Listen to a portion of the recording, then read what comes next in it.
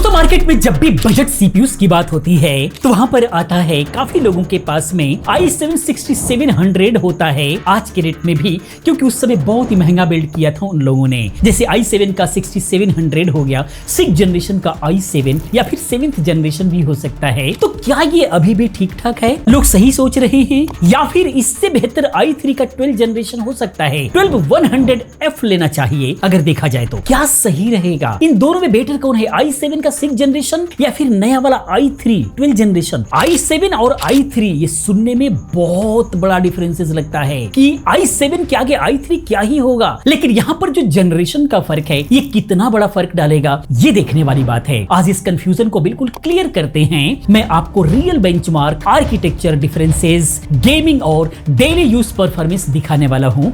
Video को last तक देखो, एंड में क्लियर वर्डिक्ट भी दूंगा कि 2026 में आपके लिए बेटर चॉइस क्या हो सकता है। वीडियो को लाइक करके हमें मोटिवेट भी करते रहें, क्योंकि इस तरह की तमाम वीडियोस लेकर के आता रहता हूं। आइए सबसे पहले इसको आसान बनाने के लिए पहले स्पेक्स को कंपैरिजन कर लेते हैं ताकि और आसान हो जाए, फिर डेप्थ में समझते हैं। सबसे पहले इंटेल कोर i7 6700 की बात करें तो ये 2015 का स्काईलैक का जो है प्रोसेसर है, 4 कोर 8 थ्रेड्स के साथ में आता था i7 होने के बावजूद। बेस क्लॉक 3.4 गीगाहर्ट्ज और टर्बो बूस्ट में ये 4.0 गीगाहर्ट्ज तक जाता है। 14 नैनोमीटर पर बेस्ड है ये, 65 वॉट की टीडीपी है, 8 MB L3 कैच के साथ में आता है और सॉकेट LGA 1151 जो कि डेड हो चुका है। iGPU है इसके अंदर HD 530। वहीं पर अगर इंटेल कोर i3 12100F की बात करें, हमने F सीरीज लिया है इसलिए कि ये बजट दोनों का लगभग सेम नजर आएगा अगर ये बढ़ा हुआ प्राइस ना हो। तो i7 का 6th जनरेशन और i3 का 12th जनरेशन 1500 रुपए का डिफरेंसेस हो सकता है, तो इस हिसाब से इसका कंपैरिजन बनता है। तो जो 12100F है ये 2022 का प्रोसेसर है, एल्डर लक का प्रोसेसर है, ये भी 4 कोर 8 थ्रेड्स का ही प्रोसेसर है। इसके जो 4 कोर हैं ये सारे के सारे परफॉर्मेंस कोर होते हैं। बेस क्लॉक इसकी 3.3 गीगाहर्ट्ज से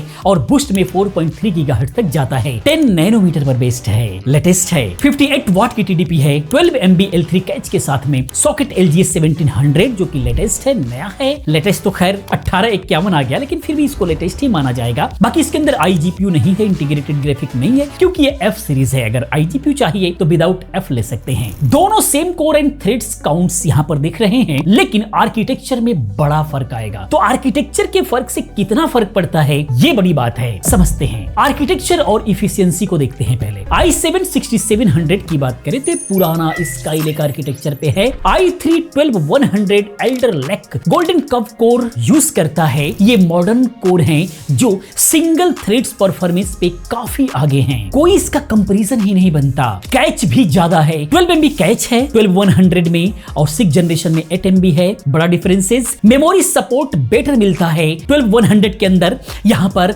DDR4 3200 मेगाहर्ट्ज भी आप लगा सकते हैं, यानी कि उस प्लेटफॉर्म पर भी आप इसको बिल्ड कर सकते हैं, और DDR5 को भी सपोर्ट करता है। DDR5 में 4800 मेगाहर्ट्ज तक को भी सपोर्ट करेगा, तो यहाँ पर दोनों ही आपको फीचर मिल जाते हैं। वहीं पर 6th जनरेशन की बात करें तो DDR4 2133 मेगाहर्ट्ज को ये सपोर्ट करता है, जो कि बहुत पीछे है। पावर इफिशिएंसी भी i3 बेटर दे रहा है, कम हीट करेगा, कम बिजली खर्च करेगा। लेकिन परफॉर्मेंस बेंचमार्क क्या कहता है ये भी बहुत इंटरेस्टिंग है, समझते हैं। सिंगल कोर परफॉर्मेंस की बात करें तो i3 12100F ऑलमोस्ट 50 to 70% तक फास्टर है, बहुत बड़ा जंप है ये i3 होते हुए भी। आप देख सकते हैं कि यहाँ पर आर्किटेक्चर का कितना बड़ा प्रभाव है। Daily app browsing, light editing में क्लियर डिफरेंसेस आपको बहुत बड़ा दिखेगा। बाकी मल्टीकोर परफॉर्मेंस में भी यहाँ पर पास मार्क और सिनेबेंच के अंदर i3 12100F जो है रफली 70% प्लस तक आगे है, बहुत बड़ा जंप है। गेमिंग में बात करें 1080p पर तो यहाँ पर सेम जीपीयू के साथ में अगर हम लोग देखें, क्योंकि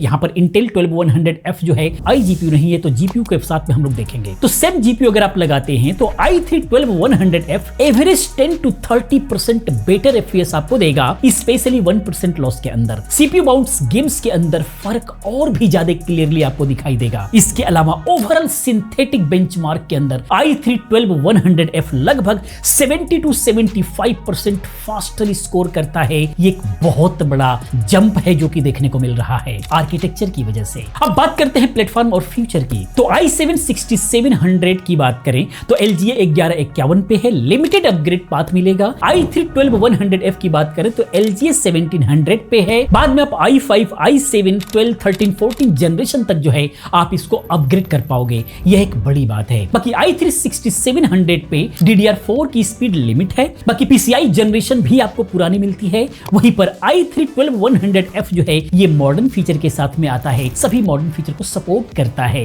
ये एक बहुत बड़ा डिफरेंसेस आपको नजर आएगा। अगर आपका पूरा सिस्टम मदरबोर्ड प्लस रैम पुराना है तो i7 6700 आप चलाना पड़ेगा ही, मजबूरी अगर बजट नहीं है तो। बाकी नया बिल्ड कर रहे हो और बजट कम है तो आप i3 12100F के साथ में आप बिल्ड करो, क्लियरली बेटर है। i7 6 जनरेशन से या फिर 7 जनरेशन से बहुत आगे है। ये कंक्लूजन क्या निकला 2026 के अकॉर्डिंग वर्डिक्ट की बात करें तो i3 12100F परफॉर्मेंस, एफिशिएंसी और फ्यूचर प्रूफिंग में i7 6700 से काफी आगे है, कोई तुलना नहीं है। अगर पहले से i7 6700 सिस्टम है आपके पास और बजट नहीं है तो अभी भी चल सकता है लाइट यूज के लिए। नया बिल्ड या फिर अपग्रेड करने की सोच रहे हो तो कम से कम i3 12100F पर ही आपको जाना बेहतर होगा। पुराना i7 अब जो है कॉम्पिटिटिव नहीं है, बिल्कुल भी सही नहीं रहेगा। आपका करंट सिस्टम क्या है, i7 6700 पे चल रहा है या फिर जो है कोई और बिल्ड आपके पास में, या फिर नया बिल्ड की सोच रहे हो, कमेंट में बताओ, मैं उस पर वीडियो लेकर के आऊंगा। ये वीडियो कैसा लगा प्लीज आप कमेंट में जरूर बताएं। वीडियो अच्छी लगी है तो प्लीज वीडियो को लाइक करें, अपने दोस्तों के साथ शेयर करें। चैनल पर पहली बार हैं तो चैनल को सब्सक्राइब करें क्योंकि इस तरह की तमाम वीडियोस मैं लेकर के आता रहता हूं। मिलते हैं अगली वीडियो में किसी और अच्छी इन्फॉर्मेटिव वीडियो के साथ में। पूरी वीडियो देखने के लिए, चैनल को सब्सक्राइब करने के लिए आप सभी का बहुत बहुत धन्यवाद।